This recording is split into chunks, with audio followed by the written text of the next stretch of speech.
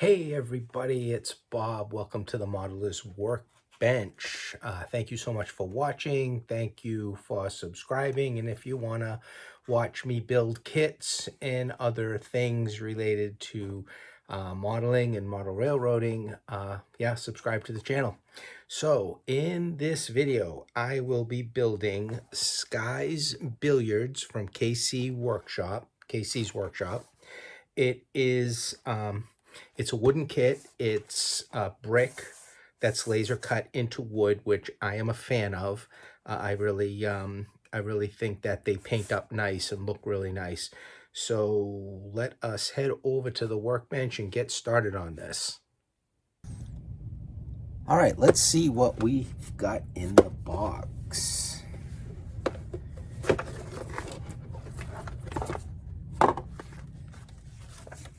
All right, so we've got our glazing material and our roofing material.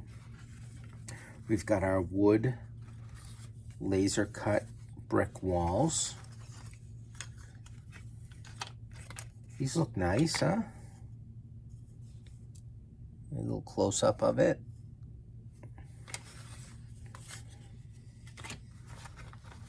And some lamp posts. These must be for the front of the building.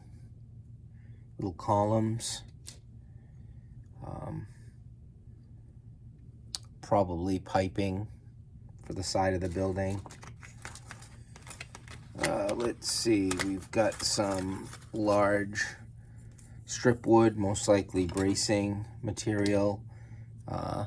That looks like capping material for the top of the walls. Looks good.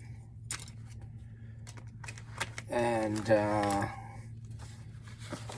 we got our instructions. We've got some signs.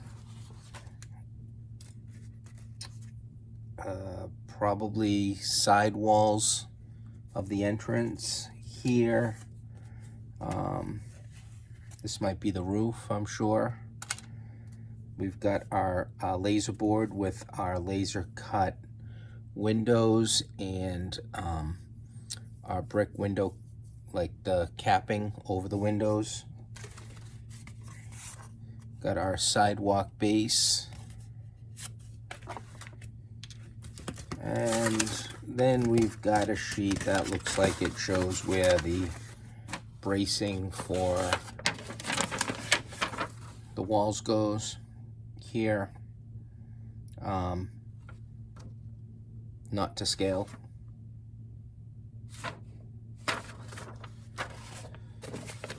So yeah, look, I mean, this is going to go together with either wood glue or canopy glue or white glue. Just some stuff here put out by the maker about tools and things that you could use. Talks about getting started, basically bracing the walls. So it starts out bracing all the walls before we do any kind of painting. Pretty sharp photograph here of what the finished model looks like. That's always nice to see. Some of the kit instructions will have a photograph, but it won't be very sharp. It's hard to see detail, but this is a pretty sharp photograph here, so that's nice to see that. Talks about how to do mortar and the coloring of the brick. Assembling the walls. I mean, it's pretty straightforward. Look at this, even nicer full color drawings, sharp detail. It's always nice to have a photograph to refer to as you're building the model.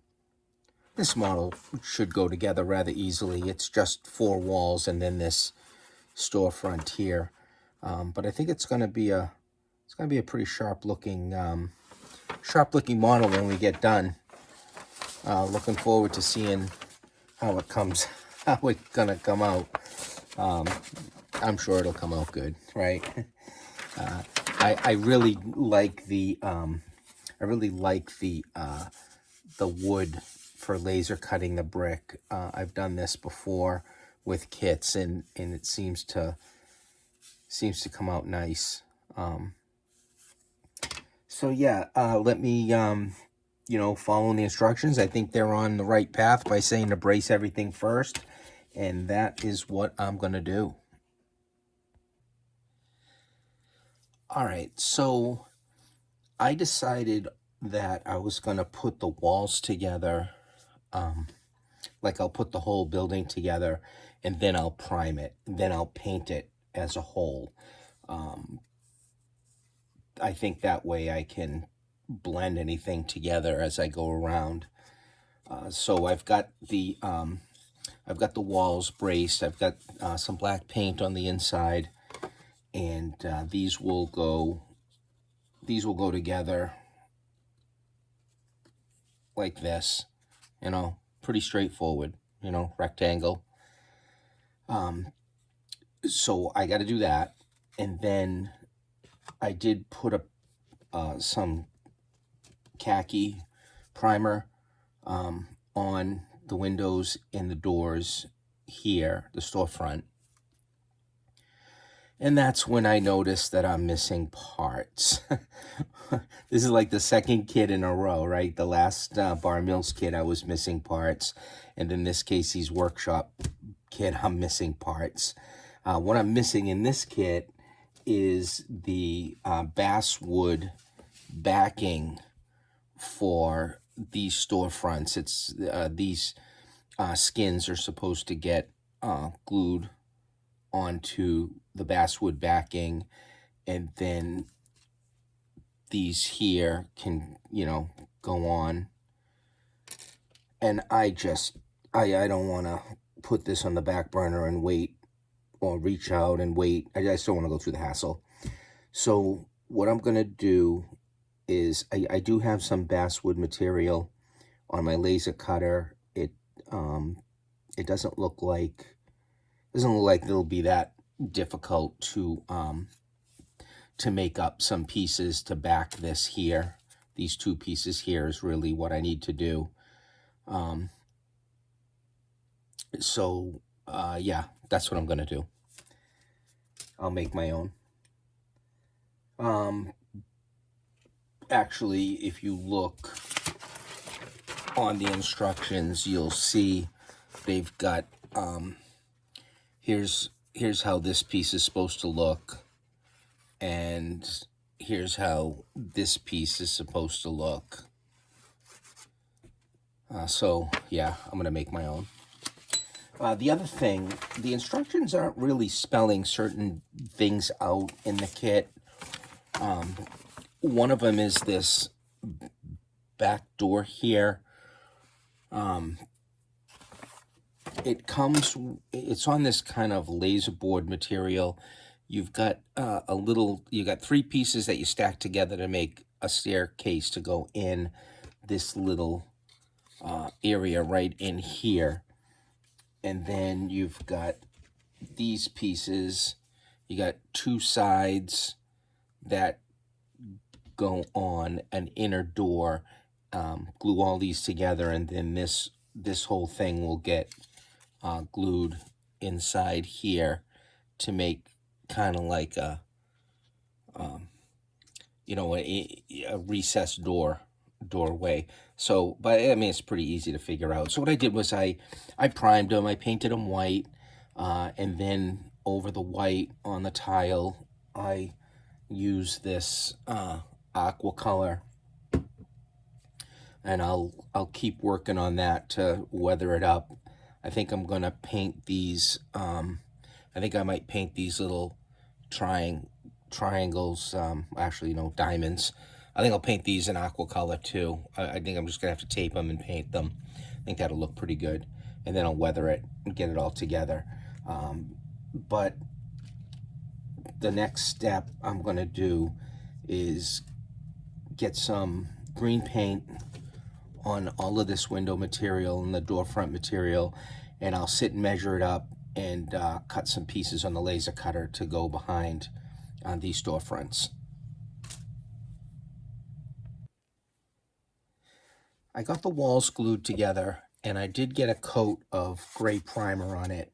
And now what I'm doing is just sponging on my first brick color, which is this heritage brick. After that, I'm gonna start to sponge on different other colors that I have. I've got like a terracotta I can try. Pueblo looks pretty good. I want to get some yellow in there. This is a yellow ochre. I'll probably hit some individual bricks dark, probably these ones that are already molded in, if you can see them. I'll hit those with like a darker brown color, and then I'll go back and tape, and or what I'm going to do with the stone, get that like a granite color. I did put these brick headers on. They are laser cut onto this 3M sticky laser board. Well, here was the problem. The laser cut these things too deep. So when I tried to peel the backing off, they fell apart, which made putting these on challenging. And that's the word I'm going to use in the video, because it wasn't the word I was using when the camera was off. I had to break out the optivisors here and my fine tweezers and fill in the ones that were falling apart, individual stone brick here, I mean, on the headers. Ugh, crazy. But I managed to get it done, and then I sprayed it with a coat of the primer, and now I'm putting on the heritage brick color. The windows, they're wood. They are on that sticky backing, so I will take them. I'll take them off and stick them on some acetate, and I trim out the acetate around them, and then there's a frame, and then an inner piece, and then a smaller piece of the window, so they all go together like this. It is a bit time consuming. I think I might put some canopy glue on the sides here, as I don't know how well that stickiness is going to hold. And then they, at the very end, will get glued, obviously, in the window openings. I'm a little wary now with these window openings because they seem too big for these windows. I mean, they really do. And I have a funny feeling that I'm going to have to trim each one of these windows with some 1x.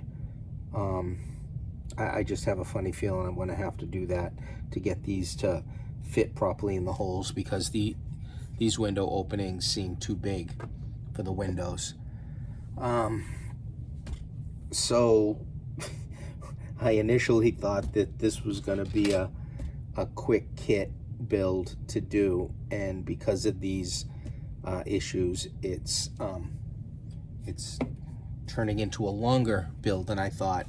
I did get that front piece, one side of it anyway, put together. Again, I was missing that backing, so I just cut some basswood that I had to line the back of it, and this first one will go like that.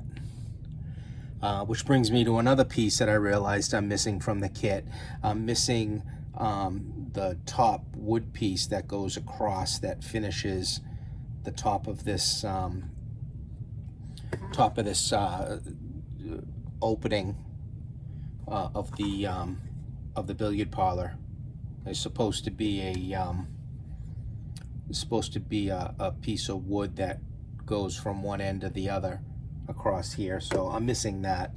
I do have the kit wasn't missing this piece, which goes on the very top after. So yeah, I'll have to make my own with that when I get to it. So yeah, I'm just plugging away, and I'll probably turn the camera back on when I get some other colors on this to show you guys what it looks like. All right, my workbench is a mess. So the sponge method of various colors on the brick were just 3 colors. The base was, after the gray primer, was the Heritage brick, and then the Pueblo, and then this yellow ochre. And you know, dipping the piece of sponge in and going around and just dabbing randomly all around. I kind of got this type of color, all kinds of various colors. There's a little dark brown in these little bricks around. Once that is done, I coated it with just clear flat. That's very important to do, because when you put a mortar wash on it and you haven't sealed these with that acrylic, it's going to pull that acrylic paint up and it's going to turn your mortar, you know, probably a pinkish, lightish, reddish color all off these bricks. So very important that you seal it when you're done. As far as the windows go, you know, I talked about the windows being too small, and the way that you start to put these little buggers together, the instructions call for canopy glue. No, don't do that. These windows are not really made to take canopy glue or gallery glass very well. The plastic ones, yeah. These, no. There's stickiness. There's that. These windows are laser cut on that 3M sticky material. So what you do is you would take, you know, the first part of the window, peel the stickiness off, and put that down on the piece of acetate, push it in. I went ahead and just took those first pieces and laid them all on the acetate. And then I took a very brand new, very sharp X-Acto, and then you just trace around the acetate, around the window, the acetate, and pop it off. After that's done, they need to be stuck onto the outer frame of the window, which is, there's a outer frame that gets stuck on to the inner part. And that, you know, like I said, when you go to put these windows in, it would have been nice if they fit perfectly, because it would have saved me a lot of times. I'm still working on these windows to get them to fit in nice. They're too small, so what I had to do was stain and paint up this scale 1x3, and I have to put kind of a surround on these windows. I have to put a top piece across here, and then 2 sides on either side, and then lightly sand, and that's when I get them to fit in. So that was a test one. It fits in the way that it's supposed to. When that's done, then you take out the bottom sash, which are these. They're on the sticky 3M. You peel those off, put those down on acetate, sharp X-Acto, cut all around them, and you'll have your acetate on that. And then you can go and put that lower sash in. If you want them closed or you want them partially open, that's when you can glue them to the back with a little canopy glue, like in here. So that's what I did. This was the test one. So yeah, the windows are taking way too much time to do, but you know, they got to be done right. So my next step is going to be a mortar wash. That's going to be, I've talked about this before, a little bit of this easy sand and some water to make like a thick, milky consistency, and I'll put a gray color, just a craft paint gray color in that mix to gray it down, and then I'll get all the mortar wash on all of this here. I actually have to also get these stones painted, so that's another thing that's got to be done. So yeah, let me work on that and nibble away at the windows little by little. Once the mortar wash is all done, and that's when I'll start to put all the windows in. Oh yeah, there's another piece here. The instructions don't tell you how to put together, but it's pretty straightforward when you look at the pictures. It's this recessed stairwell that goes on this part here. What I noticed is that if you just glue these onto the sides, it's too narrow. It should sit behind this brick, obviously. So I put some strip wood on either side, kind of like when you build a structure, and then that's how I got them on. And this will sit, well, not 100% perfect for width. It was the best I could do, and that'll sit in the back there. There is that staircase that I put together that comes with the kit that you're supposed to put in here, but it's too small. It's got way too much side-to-side play, so I'm gonna have to make my own staircase for inside here. The other thing with this kit is there's another door on the back here, and it's supposed to get one of these doors, but this door does not, on the carrier sheet, doesn't have the outer skin to go over it.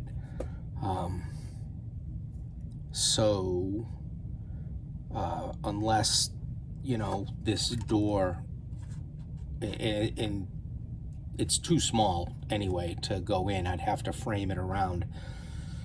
So I don't know what I'm going to do with that. I will probably put a frame around it on either side, and then try to get it to fit in, and maybe paint it a steel color, be like a steel door, rust it up. But I'll cross that bridge when I get to it, because I still have a lot in front of me for the main structure. So yeah, let me get to work on the mortar and plug away at the windows, and when we check back, we'll be that much further along. All right, so here's my mortar wash, that patching plaster with a lot of water in it, and I put some of this neutral gray craft paint, and I'm just using a cheap acid brush, and making sure that it gets in that in all of the space between the bricks. And you can go back with your finger and just push them in. I do that a lot.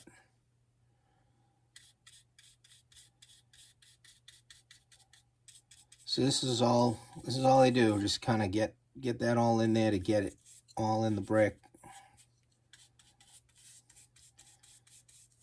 I'll give this a little bit of time to dry, and we'll start to hit it with a damp cloth, and wipe most of it off, and just leave what's left in between the bricks. And I already put the window in this spot, so I got to be careful.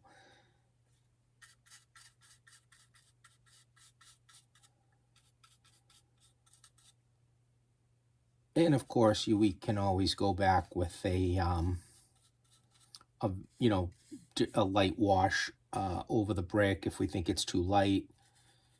Some powders.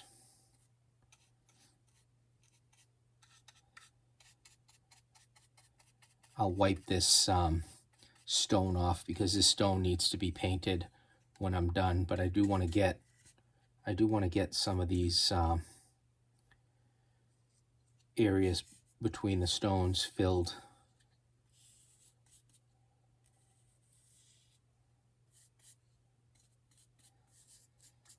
You know, it reminds me of a story.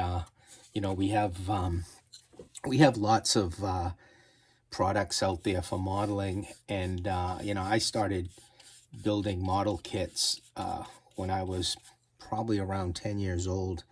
I think the first kits that I was building were those Aurora Monster model kits, and then and I started building some cars and airplanes and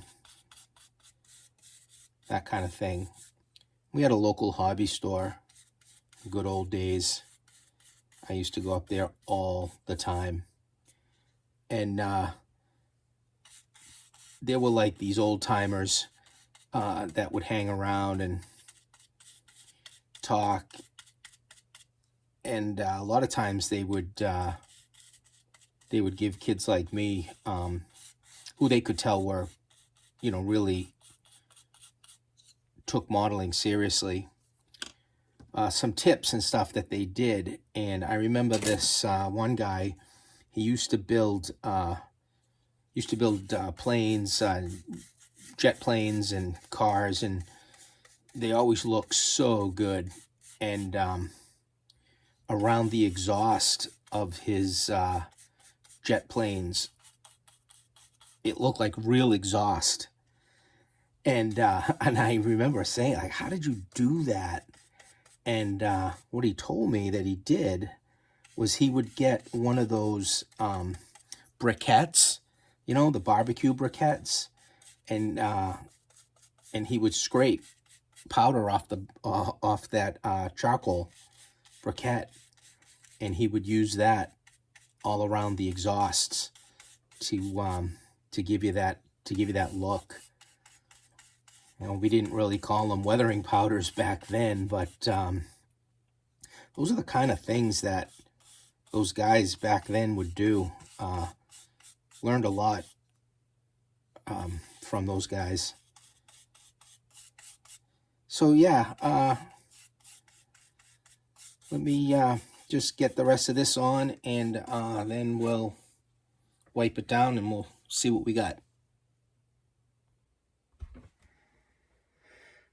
All right, I want to kind of show you a really good way. If you do a kit and it's got these wood windows that have like the sticky on the back, you just peel this little back off, and it's sticky, and you want to get the acetate on them. So the best way that I found to do this is to just take your window. Like in this case, I want to put the bottom right on the edge, so I've got 3 sides here. In the case of like this one, which is the bottom pane, I'm just going to line up on the edge of the acetate on one of the edge. So basically I only have to cut 3 sides. And I've peeled off the sticky portion of the back, and I've put it down on top of the on the acetate. You know, push it in. Now it's time to cut it. And my suggestion is to not, you know, go for your X-Acto and try to cut them. What I like to do is you want to get a chisel blade, okay, a sharp chisel blade, and you put the flat end, because one side's beveled and the other's flat, and you just put the flat end up against that part of the window, like the top, and just with a rocking motion, just cut through. And you do the same on the 2 sides. Just push it up against the window and a little rocking motion. You're only having to cut the 3 sides, and then just break them off.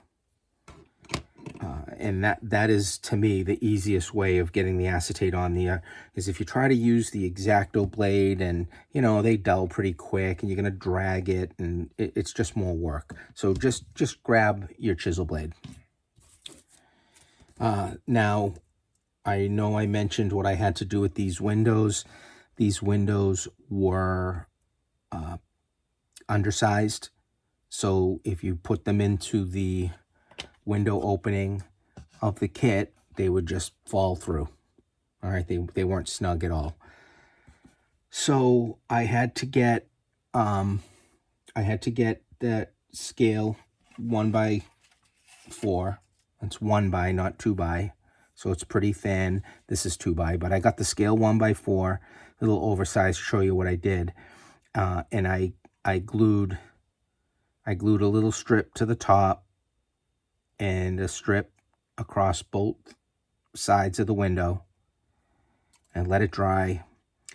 Lightly kind of cleaned them up, sanded them with an emery board, and that's what gave me the size to fit into the openings. So that's what I did. As far as one of the openings, this is kind of a cool thing that you can do, is just grab an opening and put a piece of cardboard behind it, and then take some strip wood and make it so like it's a blocked off window. Okay, that it kind of gives you some extra interest. This kit, the back door, I thought maybe was missing the overlay on it, but then I said to myself, well, maybe it's meant to just be a steel door. So I took it, I put some cardboard behind it, and so this could go glue up against it, acetate behind here, and then I just painted it with some steel paint, and then just some rust, darkened some rust on the bottom, and push that in there against it. The kit does not come with either this door or this door. I'm not sure which, but the kit has 2 doors in the back of this thing, and only came with 3 doors. It came with this one, and one more. Oh, and that one in there. So I had to make my own. So on the laser cutter, I just cut one out with a little window and again, steel, and rusted it up and put it in there. The inside here, the way when you look at the kit, these side walls in here with the tile is supposed to be out here. I thought that did not give a good look. So I set them off, made this bigger, and glued it inside. Because I made that bigger, the stairs that come with the kit were too small, so I just took some of the scrap material and made my own staircase inside there. The kit also did not come with the ceiling for this inside here, so I just took a piece of cardboard and painted it white and grimed it up and put it in there.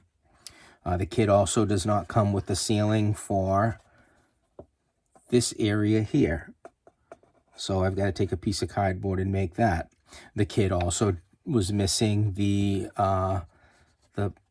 piece of the 2 pieces of wood that come across here that sit on top of this storefront. So I'll have to get into my wood stash and take care of that. As far as the storefront goes, I did take this piece on a piece of sandpaper and bevel the edge to get the edge as tight as I possibly could against here and here. You're supposed to take these columns that the kit comes with. You got a column to support way out here, and then a column here and a column here. I think those are going to look too big, so I'm just going to take my my 1x4, 2x4, whatever I decide to use, and I'll just trim these areas up here. I think it'll look cleaner. So I got to do that.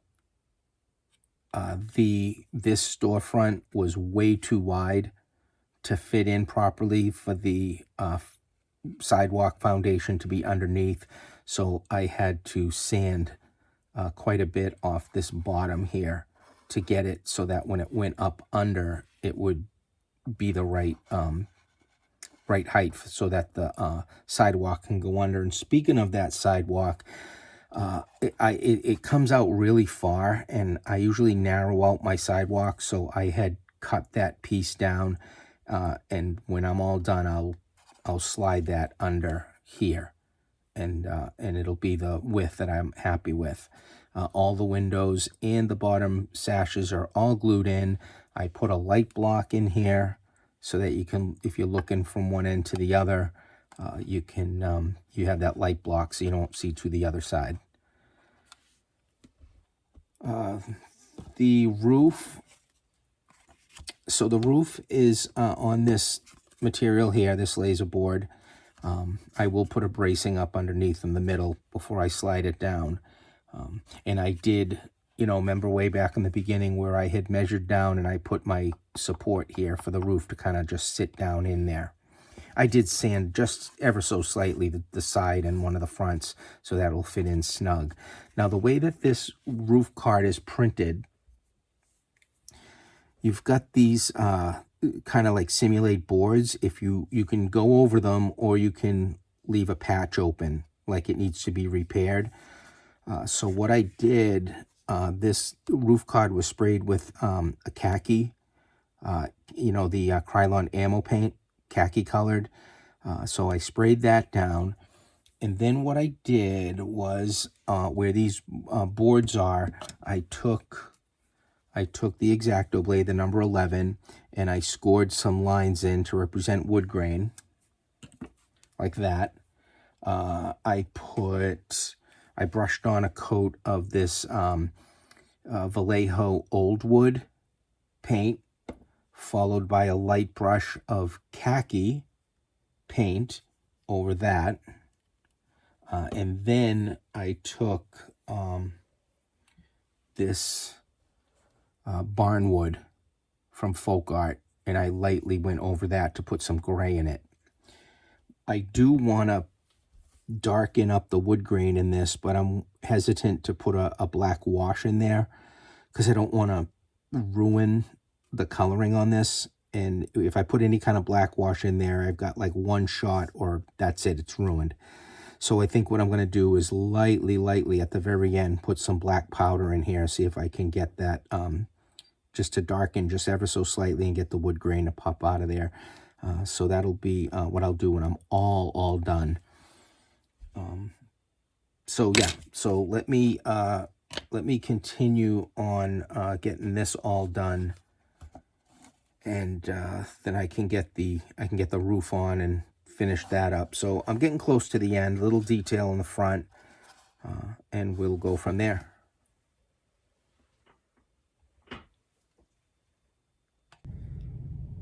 All right, so let's go over some of the, you know, the final things I did here with this kit. Let's start here with the roof. It was a good call, I think, on my part, instead of a black wash or a thin black wash to bring out the wood grain or darken this wood area up here, this exposed wood. I just went with a very light dusting of the black pan pastel over it, and I was able to retain the coloring that I wanted to in the wood, but then throw some black into the wood grains that I had carved in there with the number 11 blade. Any roof that you do, throw some patches down on it, looks great. Some pieces of wood, looks great. The kit didn't come with any castings for the roof, so I've just got some brass tubing here. You know, there's plenty of choices out there for castings to buy, and I pretty much get them from everybody and just organize them out and keep them on my bench, because I will use them to add to a kit, or maybe there's a casting in a kit I don't like as much as the one I have. I'll swap them out. So that's all this is right here, just a casting I had laying around. You can do this detail on anything, not just a roof, but whereas the roof needs to be repaired, I was going to put a worker up on the top, but I thought the building's not very big, and it kind of outscaled, I think, a little bit for me to put a worker up on the top. But who knows, I might do it. Or I might just put a ladder on the side of the building and then have this guy with a roll of tar paper heading on up. I haven't decided. But I did put some rolls of tar paper. All I did here was just take your just take your material here, roll it over something really thin. I actually rolled it over a round toothpick to get it really tight. You know, just use your fingers and roll them really tight, and then glue them down. This one here just has a little red piece of paper on it as a label, just to throw some color up on the top. The roof, after everything was done, I did take this, pretty much my favorite weathering pan pastel is this raw umber. I use this for everything, and just everything gets dusted with it, as well as the tops here of the roof, which was painted with like that terracotta type paint, and then just dirtied up with the pan pastel. Pan pastel went over all my green wood trim. It went over the bottom edge of the building. I actually also haven't decided on maybe in the future of just putting another, like a wood building off the side of this. You know, I may do that. So I didn't go too crazy with signing up all over here, because like I said, I might put an addition on here. Throw a sign on a door, always looks cool. I did that here. This again, kit didn't really come with any casting, so I had this little pipe here I threw on. The other thing I did, I thought would look nice, was I just went to my my laser cutter, and I just cut out a stencil. Says pool, obviously, and I could have put it on some thinner material, but the trouble with that is sometimes I don't know, it might burn through, and this is a little more sturdy. So yeah, just on the side, dab some white paint on there, and then you get that nice stenciled sign, pool. Let's see what else. Oh yeah, the trim on the top here, you know, I just had a thick piece, just went right across. I did add, it's going to be probably really hard to see on the camera, but I did add a little extra trim up under here just to kind of finish that top part out. Not that you'd probably ever see it, but honestly, like, depending on if a structure's up close, just really throwing a little extra trim on it goes a long way of really elevating your modeling. This little transom window got glued in at the end, so I didn't knock it off in handling it. This post here, if you look at the picture that comes with the kit, and the kit does come with 3 of these posts. There's a post that goes here and a post that goes here, but the way that this kind of fell in, it looked really thick to me. And don't be afraid to customize your kits, you know, the way you want it. I just thought, for my taste, I thought having the 3 posts there looked just slightly off. But others may disagree, and that's fine. I just kept the 1 post right here on that.